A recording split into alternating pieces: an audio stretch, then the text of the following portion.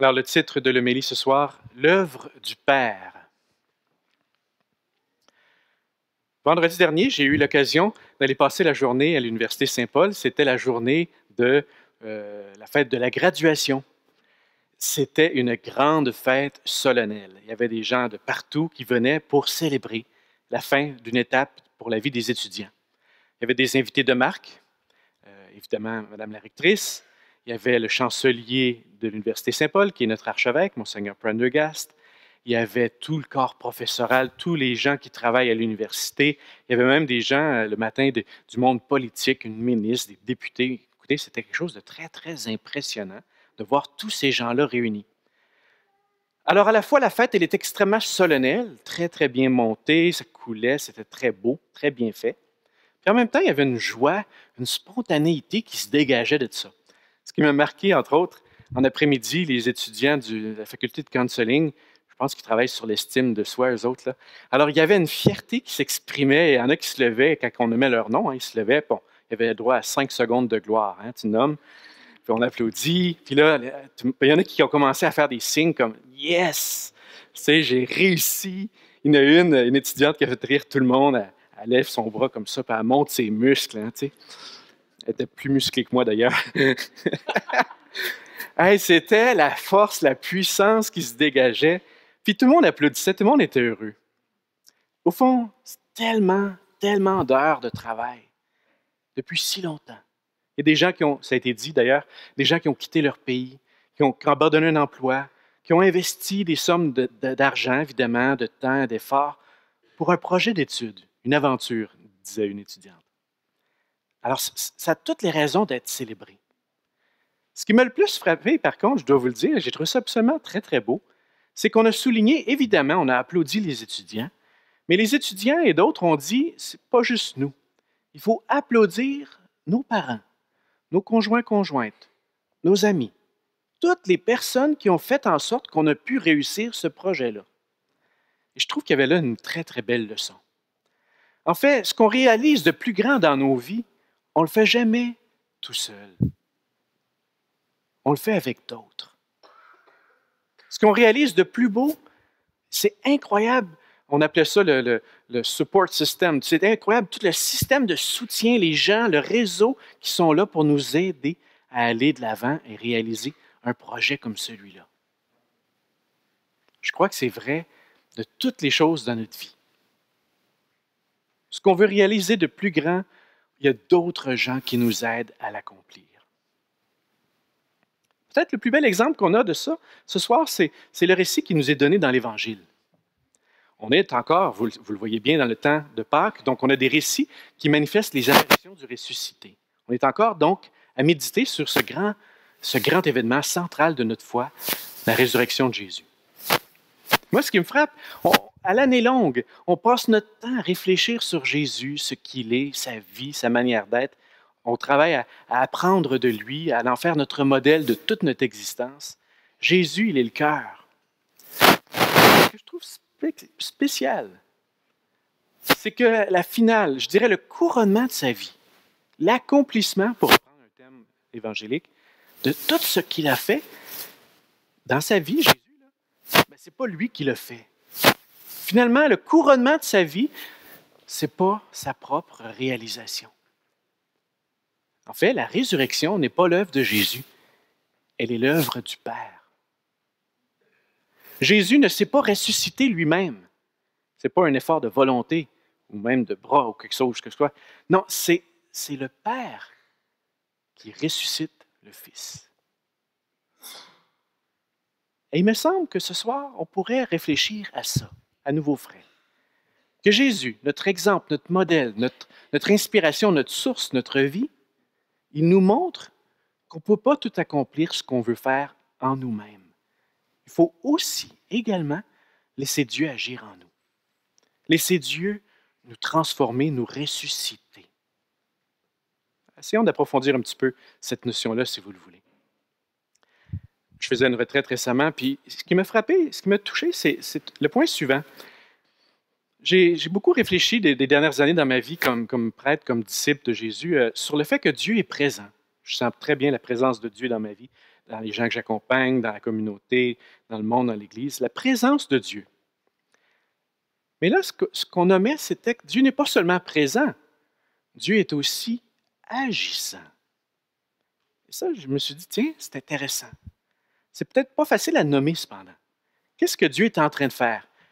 Où Dieu est-il en train d'agir en ce moment? J'ai l'impression que nos ancêtres nommaient peut-être plus facilement l'action de Dieu.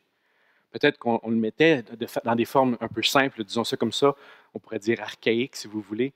On voyait Dieu dans toutes les manifestations de puissance qu'on voit dans la nature. Il y a un coup de foudre, il y a un tremblement de terre, ça c'est la colère de Dieu. Il reste des restants de ça même dans notre système juridique, hein, qu'il arrive un tremblement de terre ou une inondation, ça s'appelle encore un act of God. Okay? Ah, voilà, ça c'est l'action de Dieu, ça. Non, ça c'est des restants archaïques, d'une mentalité primitive qui voit Dieu seulement dans la puissance et dans la, disons-le, dans le tremblement et dans ce qui peut être dangereux. On dirait qu'avec le temps, la science, le monde moderne a amené le fait qu'on voyait moins facilement la manière de nommer l'action de Dieu. Tant et si bien que le risque actuel, c'est peut-être le contraire aujourd'hui. Peut-être qu'avant, on aurait nommé Dieu dans toutes sortes de choses. Remarquez, moi, je suis convaincu que Dieu est à l'œuvre en ce monde, dans la création, mais pas de manière directe comme un marionnettiste ou quoi que ce soit.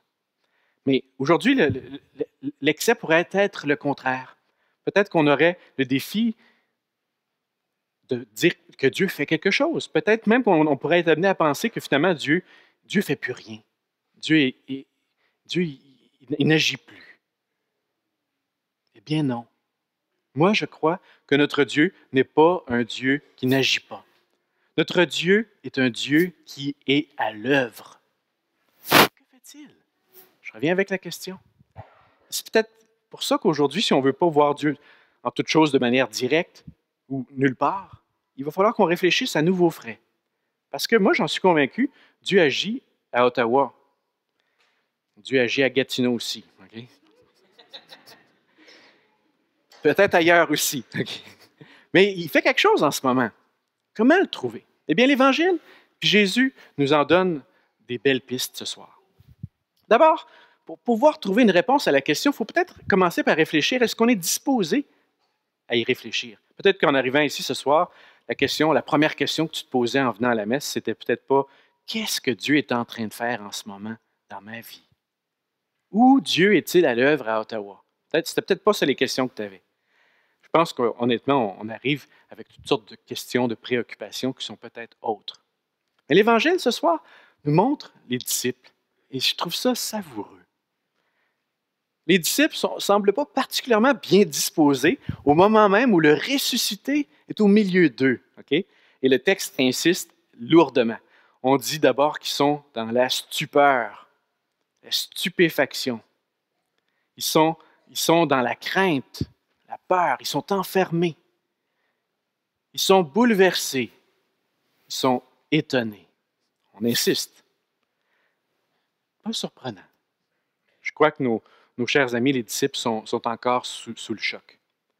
Ils sont sous le choc de ce qui s'est vécu avec la Semaine Sainte, la mort de Jésus, sa passion. Peut-être que nous aussi, certains ici vivent des épreuves, des chocs, des difficultés tellement grandes qu'on n'est pas là. On est juste stupéfait, bouleversé, on est ailleurs. Peut-être aussi que des fois, c'est simplement l'accumulation de nos préoccupations, de nos distractions, de tout ce qui meuble notre esprit. Parce que remarquez le texte, qu'est-ce qu'il dit? Il y a toutes sortes de pensées qui tournent en eux. Ça aussi, ça peut nous ressembler. On arrive ici, puis toutes sortes de pensées dans notre tête, on n'est pas là. Puis les disciples n'osent pas y croire. Ça aussi, je trouve ça sympathique. Des fois, on voudrait bien croire, mais est-ce qu'on va avoir l'audace de croire? C'est pas si facile que ça. Alors, le texte nous montre très bien que pour reconnaître la présence de Dieu, l'action de Dieu dans nos vies, qui se manifeste évidemment dans le ressuscité, il faut travailler à nos dispositions. Il y a tout un travail intérieur à faire. Et Jésus nous montre très bien comment il le fait avec ses disciples. Qu'est-ce qu'il dit? La paix soit avec vous. Et je pense qu'on a tellement besoin de cette paix. On a besoin, On a besoin de laisser tomber toutes nos angoisses, nos questions, les émotions, les pensées qui tourbillonnent. La paix soit avec vous. C'est l'œuvre de toute une vie spirituelle que de rester dans la sérénité profonde. Elle vient de Dieu, cette paix. Et Jésus, il se fait proche. Il ne condamne pas. Il n'est pas sévère envers nous, Jésus. Il nous reçoit, il se fait proche de nous. Venez regarder, touchez-moi, touchez-moi. Et dans notre spiritualité chrétienne, on n'a pas une spiritualité désincarnée. Il faut prendre soin de notre corps, ça implique être bien disposé, avoir bien mangé, le repos, le sommeil, tout. Jésus, il touche le corps. Dans tout notre être, on est impliqué. Et ensuite, il dit quoi? Rappelez-vous. Parce que c'est peut-être un des grands défis dans notre vie spirituelle, dans notre vie humaine en général, c'est qu'on peut assez facilement tomber dans l'oubli. Un oubli parfois général ou un oubli sélectif. On peut oublier tout ce que Dieu a fait. Tu veux savoir qu'est-ce que Dieu fait en ce moment dans ta vie? Bien, commence par te souvenir. Ça commence par la relecture, par le travail sur ton histoire. Rappelez-vous, dit Jésus. Puis après ça, il leur montre les Écritures. Il leur ouvre l'intelligence. Bah, peut-être qu'on pourrait dire de cette manière-là que les disciples étaient un peu, je ne sais pas, je cherche des mots pas trop méchants, là, niaiseux, stupides. Non, ok, c'est... Mais il y a quelque chose de ça. Tu te dis, il y avait besoin que leur esprit soit ouvert à l'intelligence des Écritures. Je crois que nous aussi, sérieux, je crois vraiment qu'on a besoin que Dieu nous aide à comprendre. Et sa parole, c'est la manière dont il le fait. Qu'est-ce qu'on va découvrir? Eh bien, là, voici la réponse. Dieu n'est pas seulement un Dieu présent, Dieu est agissant. Chaque fois que quelqu'un revient à la vie, ça, c'est l'œuvre de Dieu. C'est l'œuvre du Père. Notre Père est un Dieu de vie. Quand tu te lèves, quand tu es debout, voilà l'œuvre de Dieu. Notre Dieu nous veut vivants. Le texte nous montre pas juste qu'il faut être bien disposé pour comprendre, pour expérimenter et voir l'action de Dieu, mais il nous donne même une méthode pour apprendre, je dirais, à avancer dans cette compréhension de l'action de Dieu. Et la méthode, remarquez les éléments, on a 4 éléments qui se retrouvent dans le récit. Il y a des gens qui se parlent, ça nous ressemble, hein, on parle beaucoup, on se parle entre nous. Il y a la parole de Dieu, les Écritures, qui apportent un éclairage. Il y a un repas et il y a un envoi. C'est les mêmes éléments qu'on a dans le récit qui est juste avant, celui des disciples d'Emmaüs. Vous avez les 2 disciples, vous connaissez bien le récit. Hein? Ils parlent, la parole, un repas et un envoi. Ces éléments-là nous donnent une méthode que l'on retrouve aussi régulièrement dans notre vie chrétienne. Où et quand? Dans l'Eucharistie. Dans chacune de nos Eucharisties, vous avez il y a une attention qu'on donne à notre vécu. D'où on est, comment on se sent, on parle, on est ensemble. La parole est centrale pour nous donner un éclairage à nos vies. Il y a un repas dans l'Eucharistie, vous allez dire, ouais, c'est pas un gros repas, là.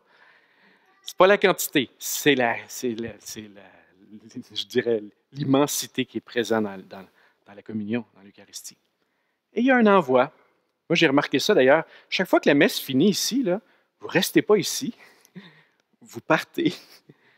Mais la messe, puis moi aussi d'ailleurs, hein, on sort, on s'en va. On ne reste pas ici. Mais c'est comme ça la messe. Ce n'est pas fait pour nous garder ici. C'est fait pour nous renvoyer. On est envoyé à nouveau. L'Eucharistie, de cette manière, les éléments présents dans l'Eucharistie, c'est comme une école pour nous aider à reconnaître l'action de Dieu en ce moment à l'œuvre. Chaque messe, en soi, est déjà une occasion où Dieu est à l'œuvre dans nos vies. Il y a quelque chose qui est en train d'être transformé dans l'Eucharistie. Et ça va nous donner, je dirais, toute l'intimité avec Dieu. On pourrait dire que l'Eucharistie est une école d'intimité avec Dieu, une école d'amitié. Et on va découvrir l'action que Dieu fait dans nos vies. Chaque Eucharistie. Et si à partir d'ici, en sortant d'ici, on pouvait nous aussi, c'est ça qui est le but, devenir des témoins. Témoins d'un Dieu qui agit chaque fois que les humains sont relevés, ressuscités, vivants. On est appelé à devenir des témoins d'un Dieu de la vie, de revenir chacun dans nos milieux transformés. Alors en conclusion, je dirais ceci bien simplement.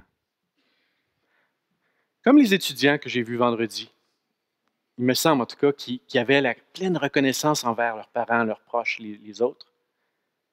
Comme Jésus, qui rend toutes choses à son Père, nous aussi entrons dans ce mouvement eucharistique d'action de grâce. Que toute notre vie soit remplie de reconnaissance, de gratitude pour ce Dieu qui est à l'œuvre en ce moment. Que Dieu nous apprenne à apprendre, à lire, à comprendre, à voir, à célébrer son action. Que notre Eucharistie nous ouvre à la vie. Amen. Amen.